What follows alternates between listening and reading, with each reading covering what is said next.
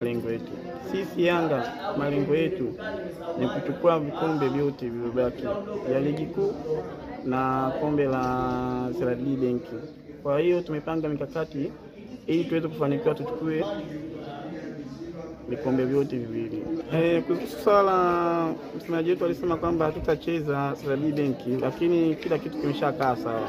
Kwa kuwa kama kila kitu kishawekwa sana viongozi wetu, tuko tayari kuingia kiwanjani kupambania taji ili tuweze kujaza makombe katika makao makuu yetu yaliyo. Kwanza dabi ya Kariakoo, mimi hata kama nikilala nikiamka sana usiku, Simba ni mtoto mdogo kwangu, hawezi kutushughulisha kabisa. Ni sawa, ni mtoto mwanao amegoma kwenda skuli, unamwamsha na mtia bakora anaenda skuli, na ndipo Simba sisi tukamfanya.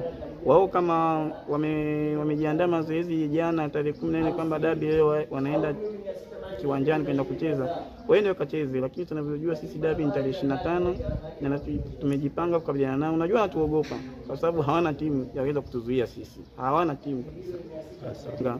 Wenda wakufundisha adabu. Kama tuliwakosa 5 na hisi mara hii wajiandae kilio tu. Najua watu watakufa jitu na watu watakufa kwa pressure, na watu na hisi siku hiyo watachana jezi za Simba kabisa. Kwa hiyo furaha yetu sisi ni Yanga. Kwa hiyo wanachama wa Yanga